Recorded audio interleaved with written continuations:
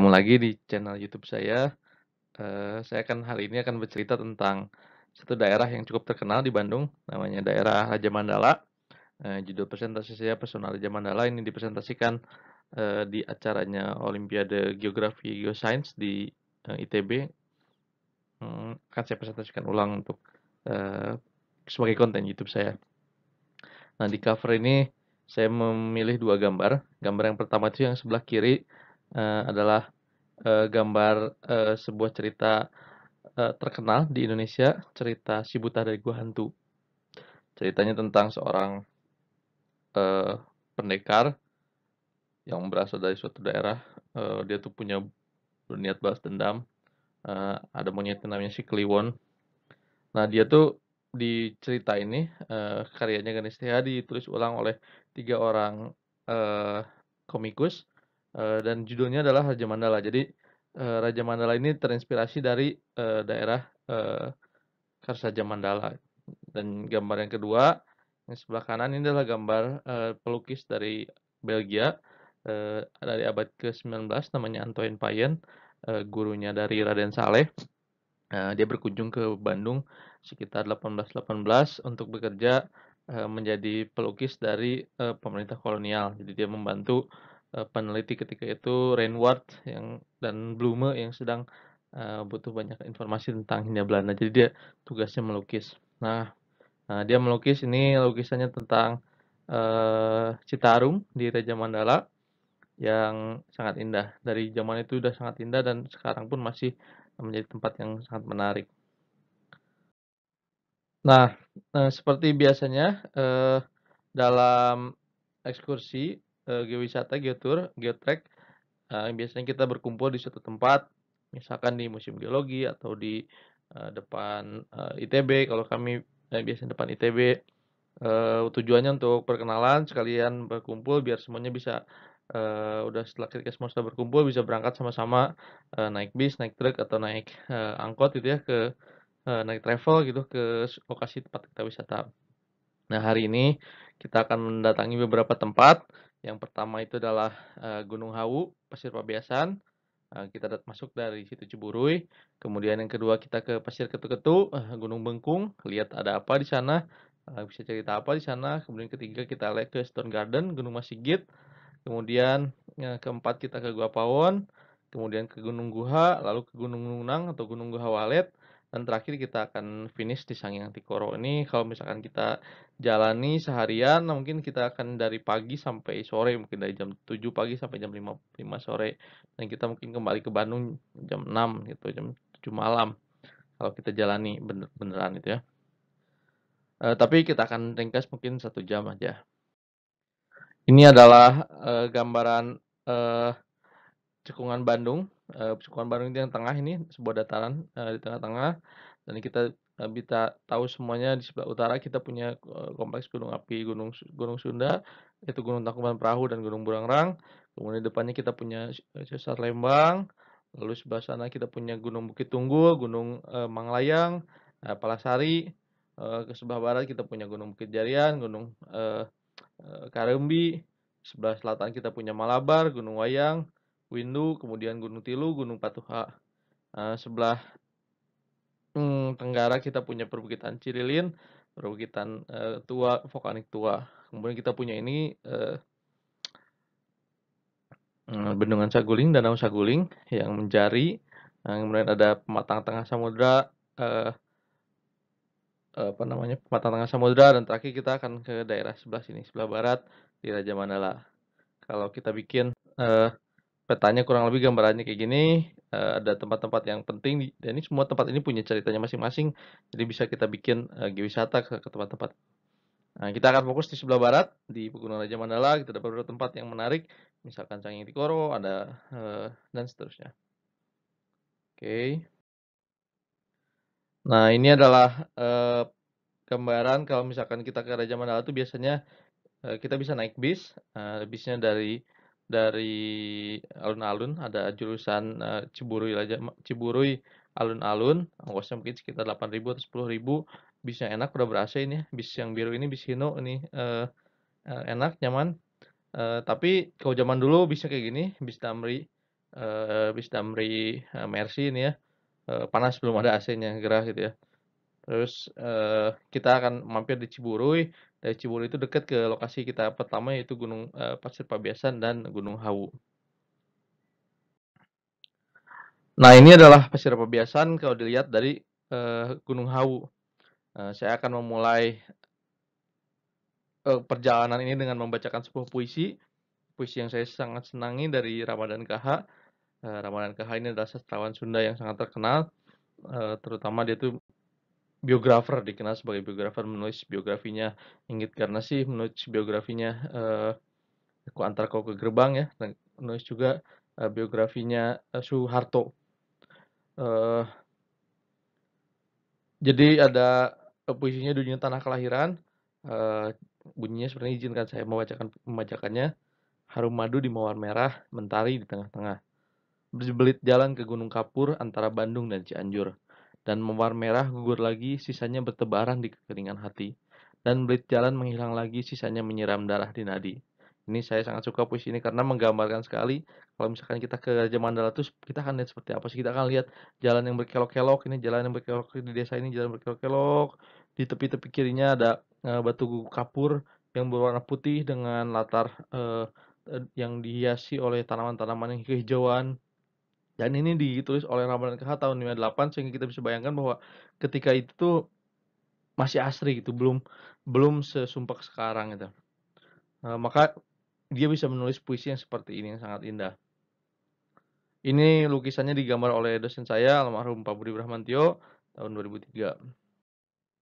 Nah, oke, kita akan mulai perjalanan kita dari sini dari situ Ciburuy, naik, bis ya mungkin ya, bisa naik bis ke situ Ciburuy, kita akan jalan ke Jalan Setapak, ini ada warna, putus-putus ini, Jalan Setapak ke arah Gunung Hawu, kita akan naik ke Gunung Hawu, kemudian kita akan melihat Pasir Pabeasan. Ini ada, saya sengaja pakai peta topografi Batavia tahun 1922, dengan tujuan untuk menunjukkan, toponiminya. Ketika itu saya senang dengan toponimi, zaman dulu itu lebih, otentik gitu ya. Oke. Nah, inilah gambaran Gunung Hawu dan Pasir Pabesan. Jadi ini kalau misalnya kita naik Gunung Hawu, kita terbangkan drone. Nah, ini saya ambil dari YouTube-nya iHeli. Kita terbangkan drone dari Gunung Hawu ngelihat ke arah barat, maka kita akan lihat ini ada Gunung Hawu dengan natural arc-nya ya, dengan lubang di tengah-tengahnya ini. Kemudian di sebelah baratnya kita akan lihat Pasir Pabeasan. Sementara kita tahu juga di sebelah sebelah utaranya ini kita temukan ini ada Gunung Ketu-Ketu, kemudian sebelah kanan ada Pasir Pawon. Nah, sebelah kanan sini ada Gunung Gunung Halimun, Pasir Pancalikan ya. Eh, Pasir Gunung Halimun dan ya, oke. Ini Pasir Pabeasan. Gunung Hawu ini yang menarik kenapa? Karena dia ada ini ada lengkungan sini ada arc. Eh, ada sebuah cerita lucu di sini Gunung Hawu. Jadi ini adalah salah satu gunung yang belum ditambang dibanding gunung-gunung yang lain ya. Eh, Kenapa nggak ditambang ketika ditanya oleh Pak Budi kepada masyarakat lokal, "Kang, kenapa itu ditambang?" Wah cenah, "Sieun runtuh." Jadi dia tuh nggak ditambang tuh bukan karena apa, indah atau apa, ada lengkungan, ada arc gitu, tapi takut runtuh katanya. Nah sekarang tapi alhamdulillah ya karena tanah terlindung di daerah sini, dijadikan oleh, tempat berwisata oleh masyarakat yang kita lihat nih ada warna-warna oranye ini adalah wisata-wisata, hammock, jadi orang naik, hammock ke atas ini. Ini kalau kita lihat dari atas, atasnya seperti apa Gunung Awu, kita akan temukan, yang kayak gini di atasnya ada lubang ini ya. Ini mungkin sinkhole, terus orang-orang kayak pasang nih hammock nih, yang oranye-oranye ini pasang hammock di antara, di gunung-gunung ini. Nah lalu, nih sama, gambar yang sama. Nah ada apa sih Gunung Hawu itu dalamnya isinya apa? Kita akan lihat isinya seperti apa. Ini jadi di gambar ini digambarkan, profil kalau seorang geologis meneliti Gunung Hawu dari bawah sampai ke atas itu seperti apa isinya. Ini dibuat oleh Pak Kuswandinata dan, Pak Siregar tahun 1984. Nah, kita bisa lihat bahwa ini Gunung Hawu, ini Pasir Pabeasan. Di sana tuh ada beberapa, batuan yang menarik, misalkan di bawahnya ada sama, batu lempung, formasi batu asih, tapi di atasnya tuh kita punya Lepidosiklina Paxton. Apa sih Lepidosiklina itu? Lepidosiklina itu adalah binatang, foraminifera foraminifera besar yang ini gambarnya nih, gambar B ini, dibikin oleh peneliti Trisakti Muhammad Ali Jamak. Nah, kemudian ada Lepidoscic apex stone, ada Rudstone, ada Bouncing Coral Boundstone. Jadi, nanti akan saya jelaskan apa itu Pexstone, apa itu Rudstone, dan seterusnya. Ini ada Branching Coral ya, yang di sebelah atasnya. Kemudian di pasir pabiasan ada Branching Coral Boundstone, ada Lepidoscic apex stone, dan Head Coral Boundstone. Ini adalah gambar-gambar fosil-fosil yang ditemukan oleh Muhammad Ali Jamak di Gunung Hau Pasir Pabiasan. Kita bisa lihat binatang-binatang laut yang inilah mencirikan bahwa daerah ini tuh dulunya adalah laut. Nanti kenapa dia bisa ke darat, nanti kita ceritakan. Dari selatan sebelumnya, ini adalah jalan utamanya, Jalan Raya Pos ya, Jalan Raya Bandung Cianjur. Kita dari situ Ciburuy, kita akan jalan ke arah barat. Kita melewati ini Pasir Ketu-Ketu dan Karangpenganten ya, Pasir Bengkung. Kemudian kita jalan ke sini, masuk ke desa namanya Desa Tagug Munding. Sekarang ini kalau misalkan mau ke Gua Pawon ini masuknya lewat sini. Tagug Munding apa yang ini ya? Masuk ke Tagug Munding sini. Kemudian ada sebuah desa yang namanya Desa Cinyusuan sini. Nah, ada salah satu alasan kenapa Gua Pawon ini nggak ditambang dibanding daerah yang lain sebelum diketahui ada manusia purba, karena di sini tuh ada mata air. Jadi ini adalah kampung Cinyusuan. Cinyusuan itu asal katanya Cinyusu. Cinyusu itu artinya mata air. Jadi dari dulu memang daerah ini sudah subur, ada banyak air, curcor gitu ya. Sehingga masyarakat pun banyak yang tinggal di kaki gunungnya dan melindungi gunung itu. Sementara gunung-gunung lain nggak seberuntung itu, ada Pasir Bengkung ini ditambang, Pasir Bancana ditambang, Masigit juga dulu ditambang, sekarang tapi sudah dilindungi, Pasir Cikamuning juga ditambang, dan seterusnya ya. Ini yang garis-garis ini tuh adalah rel kereta api Bandung Cianjur, nanti saya akan ceritakan juga. Sekarang kita akan ke Desa Tagug Munding. Seorang peneliti Belanda namanya Harting, dia pada tahun 1929 membuat sebuah ekskursi ke Raja Mandala dalam rangka Kongres Sains Asia Pasifik. Jadi bikin jalan-jalan untuk pesertanya ke Raja Mandala. Nah, di situ dia bikin sebuah buku buklet, nanti kita tunjukkan bukletnya. Dan di dalam buklet itu ada beberapa foto lama tentang Raja Mandala. Kita lihat di sini ada daerah di Tagug Munding ini. Kita lihat ke kanan ada Karangpenganten dan Pasir Bengkung nih, Karangpenganten, Pasir Bengkung. Kemudian sebelah kirinya ada Gua Pawon, Pasir Pawon. Dan di tengah-tengahnya kita lihat sebuah lembah yang sangat dalam tapi sangat subur. Lihat kita punya air yang melimpah, ada sawah ini ya, masyarakat, ada pohon-pohon kelapa dan seterusnya. Jadi ini menunjukkan bahwa daerah ini tuh adalah daerah yang subur. Eh, tapi mungkin sekarang nggak akan sesubur ini karena udaranya kotor, airnya hilang dan seterusnya gitu ya. Karena aktivitas eksploitasi yang berlebihan. Ini kalau kita udah naik ke Stone Garden, ke puncak Stone Garden, terus kita terbangkan drone. Ini saya ambil dari YouTube-nya Johan Liu, yang sangat baik ini. Misalkan ini udah 4K, bisa mampir. Eh, dari sini kita bisa lihat beberapa ini yang menarik. Ini sebelah kanan ini Stone Garden, yang tadi ini Kampung Tagug Munding yang kelihatan masih subur, ini hijau gini. Dan di seberangnya kita punya Gunung Ketu-Ketu atau Pasir Bengkung atau Gunung Bengkung atau Pasir Ketu-Ketu. Ini Karangpenganten atau Karangpenganten juga. Kita lihat juga serbuan-serbuan dari Lio. Ini Lio itu tempat pabrik pembakaran kapur. Bayangkan asap ini tuh terus dihisap oleh anak-anak yang tinggal di Kampung Tagug Munding. Udaranya begitu pekat, polusi dan debu dari penambangan, sehingga saya kira aktivitas penambangan di daerah ini tuh harus dihentikan karena masyarakatnya udah sangat banyak gitu, udah banyak yang tinggal di sini. Selain itu kita juga udah punya alternatif, misalkan kegiatan geowisata di sini. Coba kalau misalkan daerah ini bersih kan orang bisa jalan-jalan, trekking dan seterusnya gitu ya. Kalau kita lindungi mungkin nanti burung-burung akan datang dan bisa menjadi atraksi wisata yang menarik. Ini adalah gambaran apa sih yang ada di dalam Pasir Bengkung, di apa namanya, diteliti oleh Savay Siregar tahun 2005 dalam papernya di Jurnal Riset Geologi dan Pertambangan. dia mendeskripsi dari bawah sampai ke atas ada apa sih di pasir bengkung, ada radstone, ada Lepidosiklina paxton kayak yang tadi ya, ada radstone, Lepidosiklina paxton dan seterusnya. Nah, Lepidosiclinanya seperti apa, dia bentuknya kayak gini, warnanya merah karena ada pewarna ketika disayat ada pewarnanya. Kemudian ini adalah Opertolides, sama juga ini binatang-binatang yang umurnya adalah 25 juta sampai 30 juta tahun yang lalu. Jadi dari deskripsi-deskripsi ini tuh kita jadi tahu, oh ini tuh umurnya dari fosil ya, dari analisis fosil kita tahu, oh dia 25 juta tahun, 30 juta tahun. Dan karena dia binatang laut, jadi kita tahu bahwa 25 juta tahun yang lalu ketika dia terbentuk, maka daerah itu adalah daerah-daerah lautan, lautan dangkal tempat terumbu karang terbentuk. Nanti kita tunjukkan. Ini kalau misalkan kita lihat ke arah barat, kita bisa lihat Gunung Masigit dari Stone Garden ini. Stone Garden-nya ya dengan batuan-batuan yang apa namanya, ornamen-ornamen batuan yang menarik di puncaknya. Kita lihat di depan ada Pasir Bende, Gunung Manik, Gunung Halimun yang meregang nyawa dengan aktivitas penambangan yang sangat ekstrim.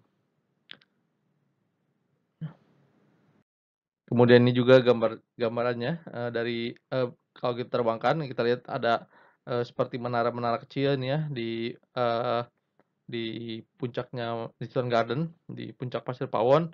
Ini adalah batu kapur yang mengalami pelarutan sehingga membentuk struktur-struktur pelarutan yang menarik ya. Namanya karen, bisa disebut karen ya. Nah, kita lihat ada Gunung Masigit, ada Gunung Halimun, Gunung Pancalikan. Nah, depannya juga Pasir Bende, Gunung Manik ya. Nah, ini adalah gambar dari George Frederick Johannes, seorang fotografer zaman periode kolonial, mungkin tahun 1920-an. Dia menulis caption dari foto ini, Topen Gunung Masigit, Bencana N Tanjung. Nah, topen itu artinya puncak ya.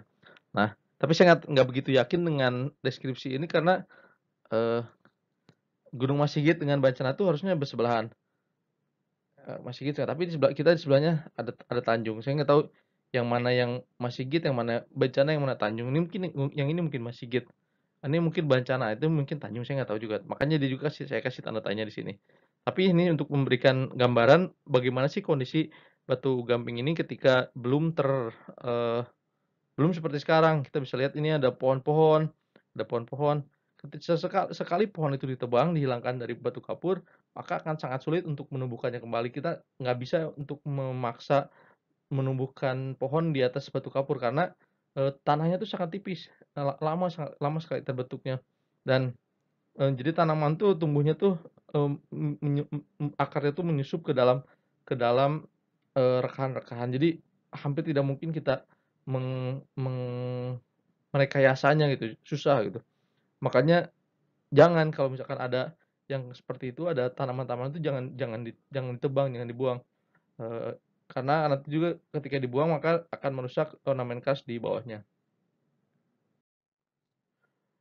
Kalau misalkan kita di puncak Gunung Pawon, puncak Pasir Pawon, di Stone Garden, kita bakal lihat ornamen-ornamen ini, batu gamping, misalkan ini adalah, batu gamping yang mengandung, koral, ini peletik koral, ini juga koral, ini foto saya sendiri, jadi tapi karena saya nggak terlalu mengerti, saya nggak bisa mendeskripsi koral-koral, saya cuma tahu itu koral, tapi saya nggak tahu dia jenis apa gitu ya.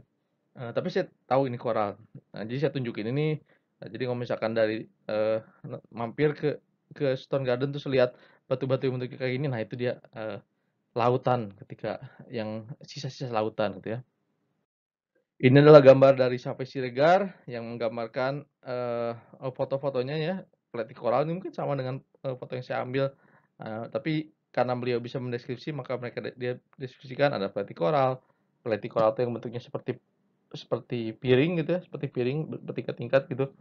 Ada juga yang branching coral itu yang seperti, cabang-cabang pohon. Nah, ini adalah gambaran imajinasi ketika kalau misalkan membandingkan dengan posisi sekarang ya dulunya tuh Raja Mandala itu terutama Pasir Pawon ya adalah seperti ini. Jadi ada koral-koral tuh bounce-bounce-nya seperti ini dia. Ada branching coral yang ini nih ya, yang ini branching coral, ada yang seperti otak ini, ada juga di Padalarang ada yang seperti head coral, ada yang dan seterusnya. Jadi ada banyak binatang, ada fosil-fosil kerang, moluska, ada fosil-fosil lain-lainnya yang hidup di sana gitu. Jadi ketika 30 juta tahun yang lalu, 20 juta tahun yang lalu, ketika ini masih merupakan suatu paparan lautan yang sangat eee, hangat gitu ya, hangat, terumbu karang tumbuh sehingga sangat tinggi. Kita bisa bandingkan dengan Great Barrier Reef di Australia, atau kita bisa bandingkan dengan batu Raja Ampat di Papua gitu, kurang lebih seperti itu. Tapi ini umurnya sangat tua gitu ya. Nah, ini yang tadi saya sebutkan bagaimana cara mendeskripsi batu batu gamping. Kita bisa bandingkan berdasarkan komposisi lumpurnya, apakah dia tuh banyaknya grain atau banyaknya matriksnya ya. Kalau misalkan banyak grain maka dia grindstone. Kalau dia ininya maka dia mudstone. Kalau dia komponennya terdeposisi bersama kayak tumbuh gitu ya, maka dia boundstone. Kalau dia nggak ada nggak terdeskripsi maka dia kristalin. Ada juga redstone kalau misalkan grainnya besar lebih dari 30 milimeter, dan seterusnya. Ini dengan menggunakan deskripsi ini maka kita bisa tahu dia terbentuknya di eee, bagian mana. Misalkan ini, oleh Pak Kusuma Dinata dan Siregar tahun 1844 dideskripsikan, eee yang mana sih, ini utara ke atas ya, ini utara ke atas, ini adalah formasi batu gamping formasi zaman Nala fasies-fasiesnya. Jadi ada ini adalah maaf nih nggak kelihatan ya mungkin, ada Pasir Pawon di sini, Pasir Pawon tuh di sini, Bencana, Gunung Manik, Bende, Reef ini itu adalah reef-nya, jadi ini itu adalah terumbunya. Cuman ini sama kayak Gunung Hawu, Pabiasan dah reef-nya. Dia adanya di sini di reef, dia adalah bagian yang tumbuh gitu. Dan di depannya adalah bagian ininya reef-nya nih ya. Yang ini adalah bagian reef-nya di sininya. Di hilirnya ini ada kita punya Pasir Cikamuning, yang tepi rel kereta api, kita punya Toe of Slope, kita punya di sini Toe of Slope sini ya. Dan di belakangnya sini kita punya Back Reef atau lagun ya di sini. Sini kita punya lagun. Ini adalah salah satu moluska yang ditemukan di Raja Mandala. Adalah koleksi Museum Geologi Tridakna, sangat besar, mungkin sekitar 1 meter lebarnya, dan besar ya, sangat berat gitu. Jadi ada di Museum Geologi, menarik ya. Saya nggak tahu dia ada di sebelah mana di skema ini tuh dia ada di sebelah mana. Ini juga adalah gambaran dari uh, yang lebih modern 2005, ada rift zone tadi ya, ini kurang lebih ini rift zone-nya. Ini rift zone, depannya ada rift slope, kemudian ada two of slope. Kemudian kita ini ada pasir-pasir Sangin Tikoro, ada belakangnya ada lagun anggota Lempung dan Napal formasi Raja Mandala. Nah, dari skematik ini Suyono Martojoyo tahun 1984, profesor stratigrafi dari ITB, membuat sebuah rekonstruksi paleogeografi kala Oligocene. Oligocene itu tahun 25 sampai 30 juta tahun yang lalu. Jadi dengan membuat persebaran persebaran batu gamping dari Bandung, dari Padalarang sampai ke Sukabumi, kita tahu bahwa daerah ini adalah daerah batu gamping. Maka dulunya ini adalah lautan yang tumbuh terumbu karang. Di sebelah selatannya adalah lautan dangkal ini, dan di selatannya lagi adalah daratan. Jadi dulu itu Pulau Jawa Barat tuh nggak seperti sekarang. Jawa Barat itu bentuknya seperti ada sebuah teluk yang memisahkan dua daratan. Ada daratan yang sebelah selatan ini dengan daratan yang sebelah utara. Nah, di antara daratan itu ada batu, ada laut dan ada batu gamping yang tumbuh. Itu adalah batu gamping Raja Mandala. Analognya mungkin seperti ini. Ini di Great Barrier Reef kita punya daratan, kemudian di depannya tuh ada laut, ada ini ya, ada ini pulau-pulau koral nih, di mana koral terbentuk. Kemudian kita punya punya apa namanya? Punya slope ini ya, slope di depannya. Jadi ini koralnya di sini nih, koral di depan ini, koral di sini nih, koral di sini. Yang ini kemudian di sini top slope. Ini lautan dalam. Oke, setelah dari tadi kita dari Stone Garden di atas, kita turun ke bawah, ada tangga turun ke bawah, ke Gua Pawon. Gua Pawon juga adalah sebuah tempat yang terkenal sejak lama. Ini adalah foto dari Tropenmuseum mungkin 1920-an, menggambarkan orang Belanda yang mampir ke Gua Pawon dan ada berfoto di sini. Maka orang udah recognize ada Gua Pawon meskipun dulu mereka belum menggali karena belum tahu apakah di situ ada belum ada kecurigaan apakah manusia itu tinggalnya di sana gitu. Nah, jadi di Bandung itu selalu ada rasa ingin tahu sejak lama. Eh, di mana sih manusia purba itu tinggal? Jejaknya tuh ada, penemuannya, artefak-artefaknya ada. Misalkan ini artefak-artefak yang dikumpulkan oleh Zwiecki dan Koenigswald. Ini adalah artefak yang dikumpulkan oleh Koenigswald dalam buku Das Neolithikum der Umgebung von Bandung, peninggalan Neolitik Bandung dan sekitarnya tahun 1935. Dia menemukan eh, artefak-artefak ini gitu. Ketika petakan artefak ini tuh maka lokasinya tuh selalu ada di konsisten selalu ada di bagian-bagian dataran yang tinggi. Ini lebih dari 725 meter di atas permukaan laut. Dengan penemuan ini maka mereka mengasumsikan bahwa oh manusia purba Bandung itu pasti tinggalnya di tinggian karena di tengah-tengahnya adalah danau. Memang ditemukan juga endapan-endapan danau di Bandung. Orang udah tahu udah lama sejak zaman Junghun udah tahu bahwa Bandung itu adalah danau dulunya. Ini pada orang sebelah sini. Tapi karena meskipun artefaknya ada tapi nggak tahu di mana sih eh, manusianya tinggalnya di mana nggak tahu. Eh, dan selalu jadi pertanyaan gitu sampai akhirnya pada tahun 2000 2000 mungkin ya, akhir 90-an 97 98 99 Pak Budi Brahmantio dengan kelompok riset Cekungan Bandung eh, ingin menjawab rasa penasaran itu gitu. Mereka oke kita jalan-jalan ke Gua Pawon, kita coba cari di sana dengan eh, apa namanya dengan alat-alat geofisika ya, geomagnet, geolistrik. Kemudian mereka men-scan di sana. Pas ketemukan beberapa anomali dan melakukan beberapa penggalian ditemukan peninggalan-peninggalan artefak ini. Misalkan ini batu apa namanya? Batuan yang ditancapkan ini obsidian, ada juga kapak kapak genggam yang dipipihkan gitu ya. Eh, ini ada penemuan ini gitu ya. Sehingga oh ini yakin pasti ada manusia. Kemudian ketika mulai menggali dipanggil apa namanya? Udah mulai manggil.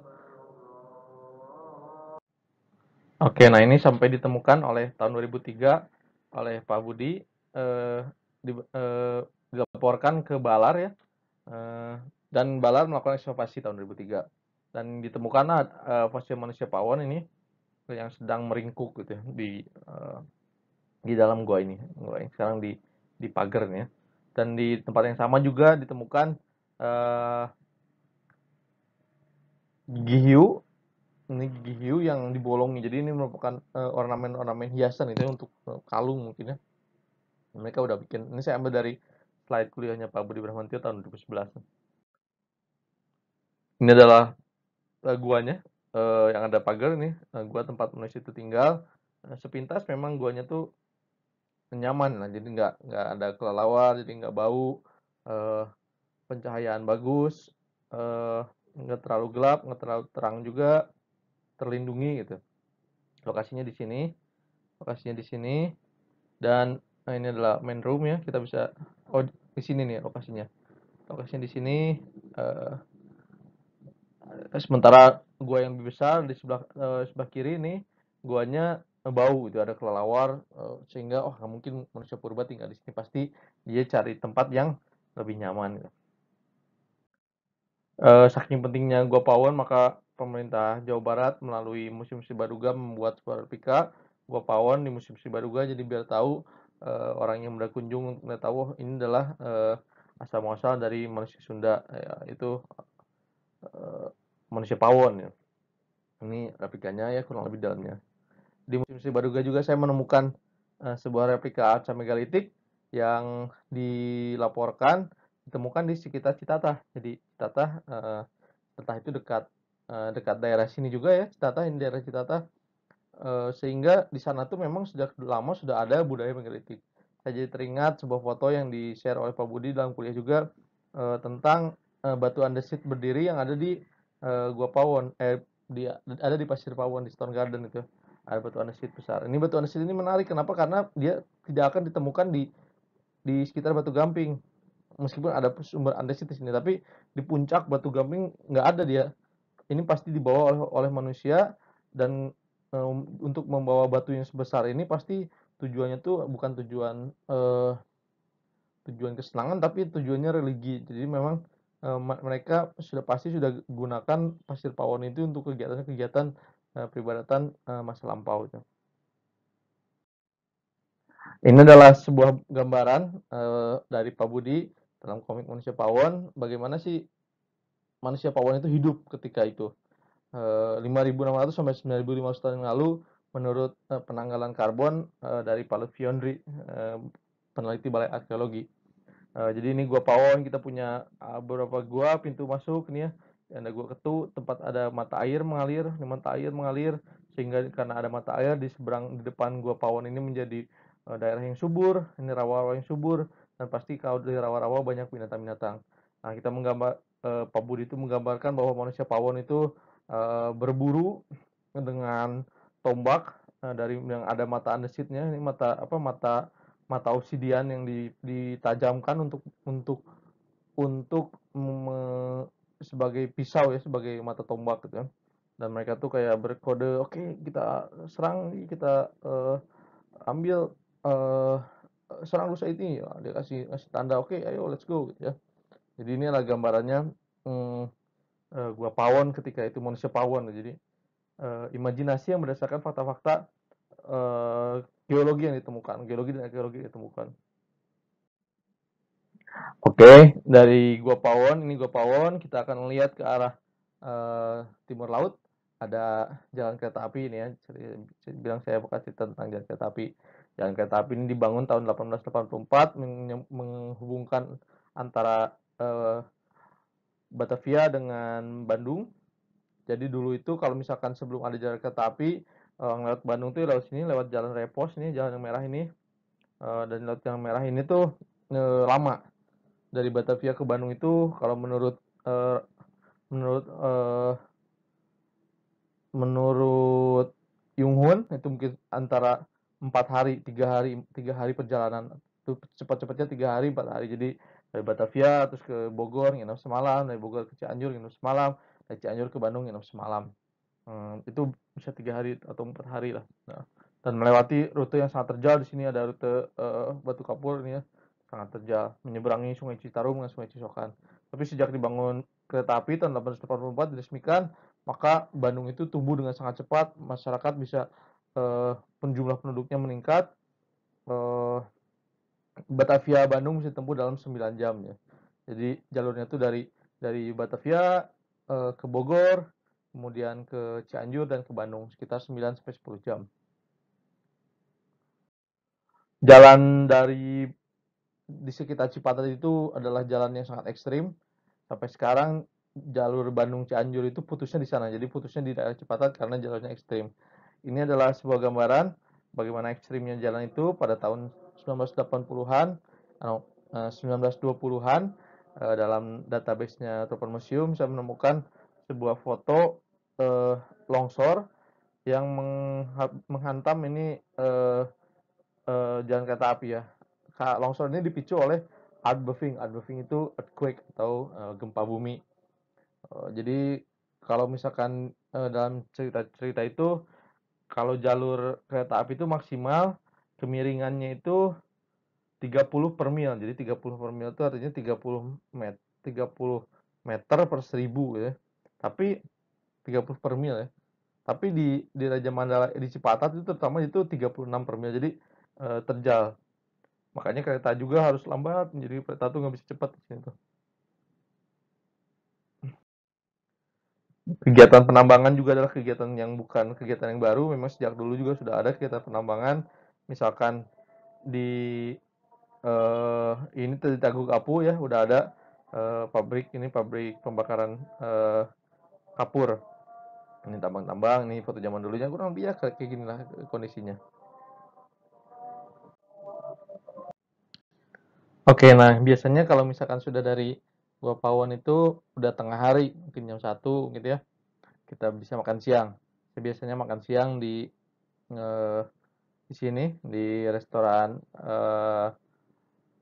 Tujuh Utama. Ini saya promosikan tapi bukan, saya nggak dibayar ya untuk promosikan restoran ini, cuma karena saya senang aja makanannya enak gitu. Saya kangen makan di sini. Kita bisa makan di sini.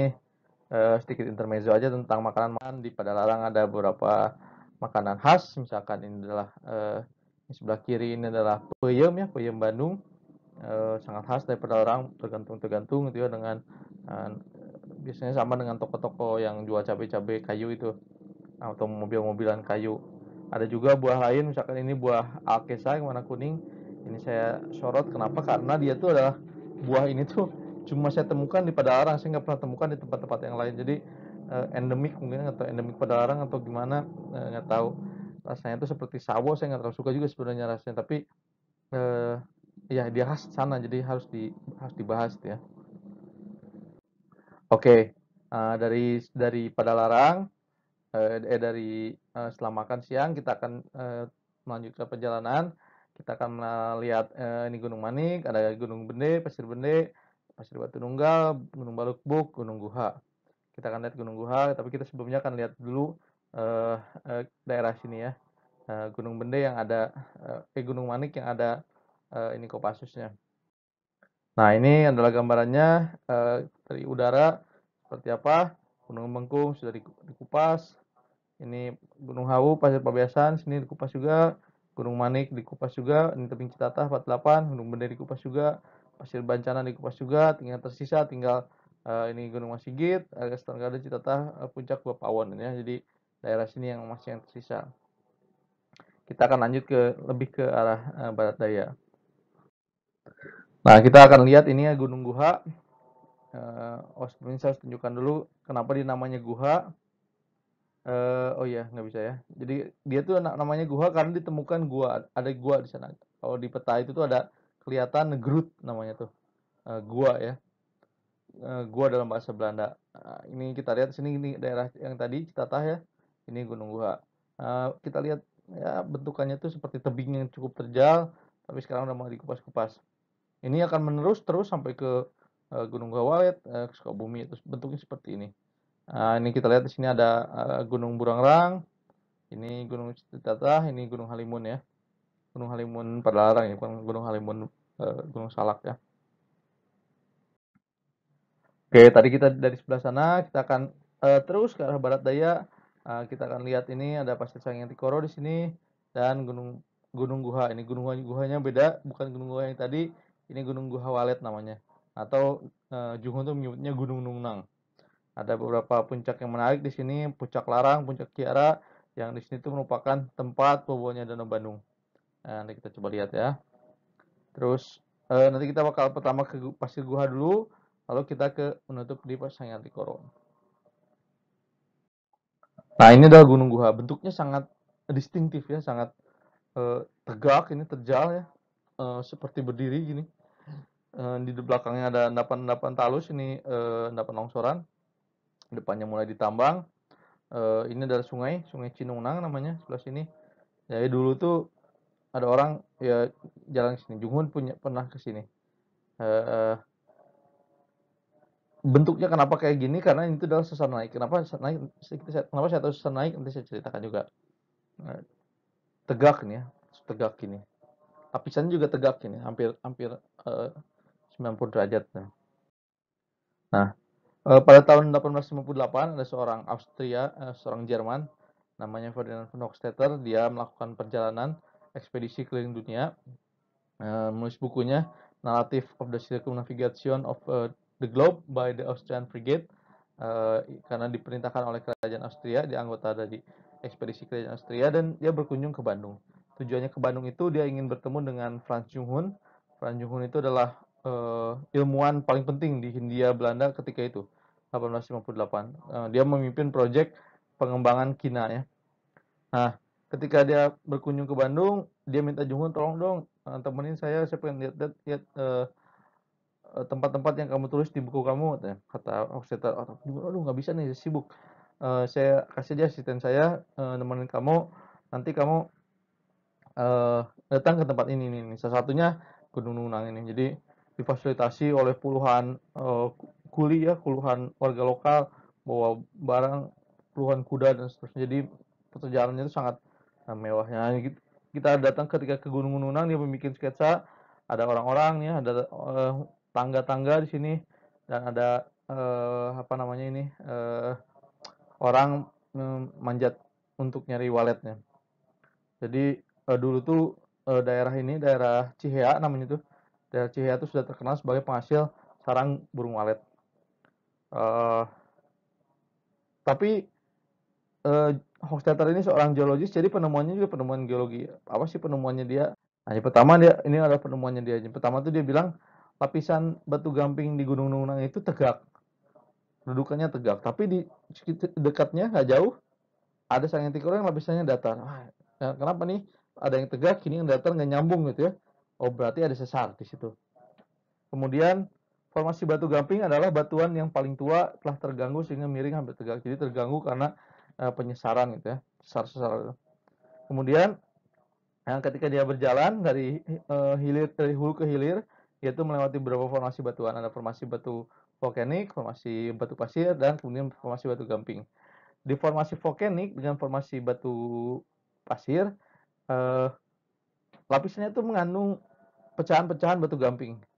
Sementara di batu gamping dia nggak temukan pecahan-pecahan formasi batu pasir atau batuan volkanik. Artinya menjadi bukti bahwa gunung batu pasir di Bandung ini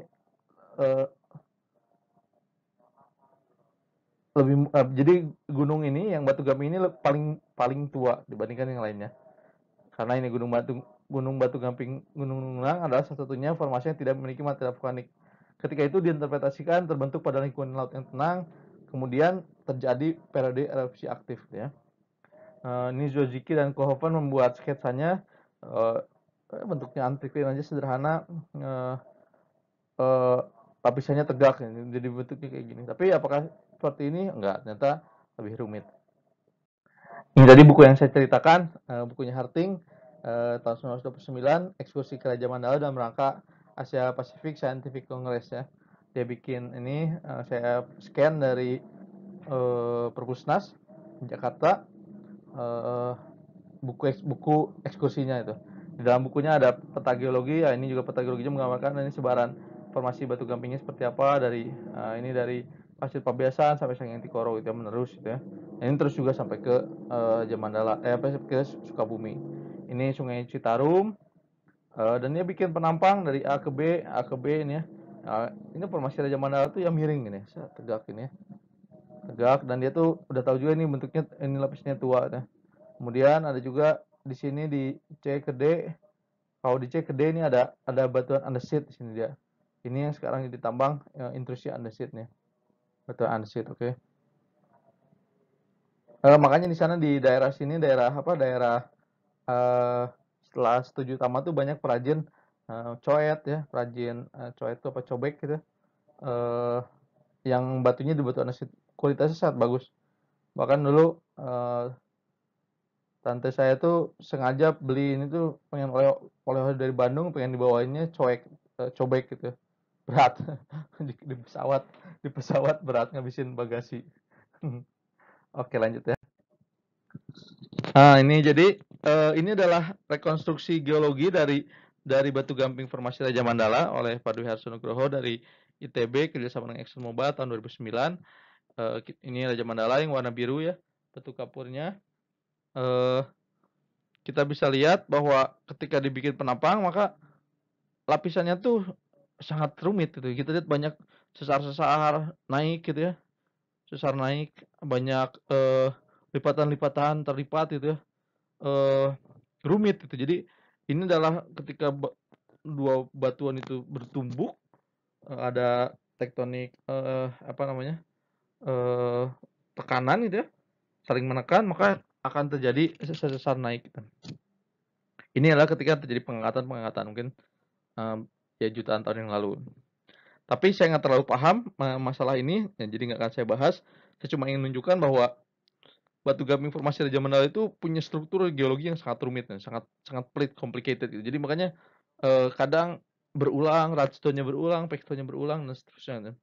Sulit kita untuk ini. Harus kita rekonstruksi ulang ke posisi sebenarnya biar bisa kita tahu urutannya. Selanjutnya saya pengen menunjukkan lokasi terakhir, kita bakal ke Sanghyang Tikoro. Di Sanghyang Tikoro ini ada lokasinya adalah tepat di depan PLTA Saguling. Ini PLTA Saguling sebelah sini nih ya. PLTA Saguling, ini pipa pesatnya warna kuning, ngalir ke sini, masuk ke dalam ini, kemudian masuk ke gadul induk tegangan listrik, disebarkan ke seluruh Jawa. Kemudian jadi dulunya tuh Citarum tuh ngalirnya ke sini, tapi sekarang udah nggak lagi karena dibendung. Kemudian aliran bendungannya tuh ini cek gambar ya, dibendung, kemudian dibendung dia masuk ke sini, di pipa pesat masuk ke sini, kemudian di sini ada PLTA. Oke, kemudian harusnya tuh airnya tuh ngalir ini aliran Citarum dulu yang warna biru nih ya. Gua ngalirnya ke sini. Sini nih, ke sini dia. Ini dulu sebelum dibendung kurang lebih alirannya tuh kayak gini dia.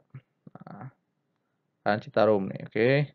Tapi setelah dibendung dia alirannya yang merah ini ya.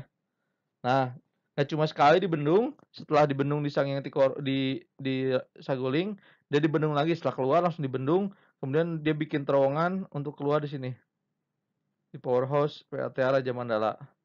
Sehingga segmen yang ini segmen ini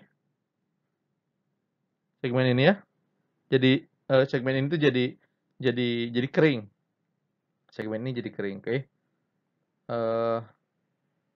Segmen ini jadi kering dan menjadi segmen yang tempat wisata. Makanya kita punya tempat wisata yang baru sekarang di Sanghyang Kenit dan Sanghyang Heuleut. Nanti kita akan masuk ke sana. Ini adalah gambarannya dari daerah Saguling ya. Dia dibendung di sini Saguling di sebelah kanan ini. Ini dibendung di sini nih ya, sebelah kanan. Kemudian keluar di pipa pesat di sini. Karena itu maka segmen ini dulunya Citarumnya ngalirnya ke sini. Dulu ngalir ke sini ya. Nah, dia ngalir ke sini, dia di sini menjadi segmen yang kering. Nah, dulunya Danau Bandung itu kalau menurut Pak Budi Bramantyo terbendungnya di sini. Ini adalah pasir larang, ini pasir Kiara. Jadi terbendung di sini. Jadi terbendung di sini nih ya. Menurut rekonstruksi geomorfologi itu harusnya di sini atau mungkin di sebelah sini, saya nggak tahu. Jadi bendung di sini. Kemudian jebol dan keluar menjadi menjadi Citarum yang sekarang. Beda tingginya dari Saguling sini 635 ke bawah itu 378. Jadi mungkin sekitar 350 meteran ya. Nah, terus ini yang sementara pipa pesatnya mungkin dari sini dialirkan ke sini, keluarkan di sini nih ya, pipa pesatnya. Itu adalah sejauh 7 km. 7 km. Oke. Nah, kita bakal cuma mampir ke Sanghyang Tikoro dan Sanghyang Kenit. Pertama kita bakal ke Sanghyang Tikoro dulu. Sanghyang Tikoro ini adalah sebuah tempat yang pasti kalau orang datang ke sana ketika Citarum itu masih mengalir ke sana ke dalam Sanghyang Tikoro, maka pasti dia akan menimbulkan imajinasi. Jadi Citarum itu kan sungai paling besar di Jawa Barat. Debitnya sangat deras. Dia masuk ke dalam sebuah gua yang sangat besar, mulut gua yang sangat lebar, sehingga orang tuh wah ini hebat ini masuk di sini keluarnya di mana, penuh imajinasi. Ini gambaran dari Antoine Payen, seorang pelukis dari Belgia yang tadi saya bilang gurunya Raden Saleh yang saya tampilkan di cover. Ini Sanghyang Tikoro yang masuk. Foto ini diambil dari hilir ke hulu. Ini adalah gunung yang agak dipopas sedikit untuk jadi pipa pesatnya Saguling di sini nih. Oke, ini Sanghyang Tikoro. Nah, yang saya suka dari cerita Sanghyang Tikoro itu saya menemukan sebuah artikel menarik dari The Sumatra Post tahun Januari 1928, 100 tahun yang lalu. Ini sebelum Sumpah Pemuda ya. Jadi ketika itu tuh, pemuda Indonesia berkumpul di Bandung. Pemuda Indonesia berkumpul di Bandung, mereka mengadakan pertemuan, kemudian beberapa nama melakukan, apa namanya, eee, ini ada Soekarno nih ya, ada Soekarno presentasi, bukan presentasi, pidato nih, Spraken ya, ini pidato itu dia Spraken. Selain Soekarno ada juga Nata Kusuma. Nata Kusuma itu dari, Young Islamitenbond ya, Young Islamitenbond. Dia yang, memberikan sambutan-sambutan mungkin ya. Nah, apa sih tujuan mereka? Jadi tujuan mereka tuh sedang berkumpul dalam rangka, acara ini, Young Indonesia. Acara Young Indonesia, dan mereka tuh, karena udah mulai ada semangat-semangat nasionalisme, mereka mengganti nama Young Indonesia itu menjadi, Pemuda Indonesia. Jadi ini, mereka mengganti nama organisasinya jadi, Pemuda Indonesia, mana ya? Ini dia, Pemuda Indonesia. Nah, di kongres itu juga mereka kayak, mendoakan agar Dr. Cipto Mangunkusumo ini ya, Dr. Cipto Mangunkusumo itu seorang seorang, pejuang, tokoh dari Indi Supartis, anggota 3 Serangkai, bersama Dewi Steker dan Ki Hajar Dewantara, eee, yang dibuang ke Banda, diasingkan ya. Nah, oke, tapi itu ceritanya, cerita sejarahnya, tapi yang menarik buat saya keesokan harinya kata mereka, jadi Hayden Morgan katanya, Om Hapsiben, nah Hayden Morgan, Hapsiben, mereka pergi ekskursi ke Sangyang Tikoro. Jadi ini, menarik ya, jadi mereka ketika itu pejuang-pejuang kita pun punya keinginan untuk berwisata gitu, pergi wisata, ke daerah-daerah, berplesir itu, ekskursi. Oke. Inilah Sang Intikoro dalam dalam lukisan sketsa. Ini sketsanya Frans Junghun, yang kiri, Antoine Payen dalam bukunya Rumpianya Karl Blume, kemudian ini, Pak Budi Brahmantio, Peter van Oort. Jadi saking indahnya Pak Budi juga yang sudah hidup di dalam era kamera, merasa perlu untuk mengabadikan Sang Intikoro ini dalam sketsa gitu. Ini memang sangat indah itu menurut saya, eee yang membangkitkan imajinasi orang, kayak sampai berimajinasi bahwa Sangiang Tikoro itu tempat Danau Bandung, eee eee, bocor gitu, zaman itu tuh. Bahkan dibilang, Mayor Rukana ada seorang seorang, tentara ketika revolusi, mengusulkan kepada Nasution, gimana kalau, Kolonel Nasution ketika itu, gimana kalau Sangiang Tikoro ini kita bom, biar Bandung tuh jadi Banau lagi gitu. Jadi sampai segitunya, sampai dipertimbangkan menjadi taktik perang gitu. Cerita itu, cerita keyakinan bahwa Sangyang Tikoro itu tempat bobolnya Danau Bandung kan. Oke. Nah, inilah gambarannya dari, Antoine Payen. Sangyang Tikoro itu sebenarnya pendek aja, zaman dulu dia, udah membuat sketsa, ini Sangyang Tikoro masuk di sini, keluar di sini, nggak jauh, mungkin sekitar 400 atau 500 meter, di tempat yang sekarang namanya sebagai Sangyang Kenit. Ini alirannya dari sini ya, ngalir ke sini sesuai dengan arah panah. Dan di sekitar tepi-tepinya tuh banyak, sungai, apa namanya, sungai-sungai kecil yang keluar dari sistem ini, Pongporotan namanya. Ini karyanya Antoine Payen, 200 tahun yang lalu. Nah ini, kita masuk ke dalam, Sangyang Kenit. Dari Sangyang Kenit kita masuk menyusur ke Alahuru. Nah di dalamnya kita bakal ketemu, ornamen-ornamen gua, misalkan ini ornamen gua ya, ini ada juga ornamen gua, ini stalaktit, ini bentuk apa namanya, saya nggak tahu namanya apa, ada juga ini gordam, dan seterusnya. Ini saya dengan, Pak T. Bahtiar, dengan, teman-teman dari, Pok Darwis,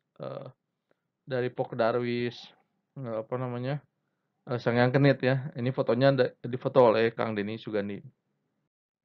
Kemudian juga ini, proses pelotem yang, terjadi karena terbentuk, dia tuh membentuk seperti sedotan-sedotan kecil ya nih, stalaktit tapi kecil, dan dia tuh berderet. Kenapa berderet? Karena airnya tuh yang ini ada rekahan di sini nih, rekahan di sini, rekahan di sini. Jadi stalaktit atau speleotem itu terbentuknya karena air itu menetes, air menetes, melarutkan sedikit, mengendapkan. Ketika melarut sedikit, mengendapkan, dan seterusnya. Karena airnya keluar dari rekahan maka, bentuk ini pun terjadinya di sepanjang rekahan, seperti itu. Nah, yang menarik buat saya sebagai geologis adalah, endapan sedimen yang terendapkan di dalam Sanging Tikoro. Ini adalah endapan sedimen, eee Sungai Citarum ya. Kita bisa lihat butir-butirnya membundar, ini butir-butir membundar, terus dia tuh memiliki apa namanya, imbrikasi ya. Jadi imbrikasinya ini butir-butirnya tuh berarah gini semua ya, berarah gini menunjukkan bahwa, eee, batu-batunya tuh arusnya tuh mengalir dari sini ke sini nih ya. Nah gini, dan butirnya besar-besar, sortasinya baik. Besar itu berarti arusnya tuh deras. Kalau sortasinya baik berarti stabil, selama ribuan tahun arusnya tuh stabil. Dan yang menarik lagi misalkan kita lihat di sini, ini ada batas nih ya, ini batas, ini tuh tererosi gitu ya, tererosi mungkin sekitar 1 meter, ini 1 meter sini ya.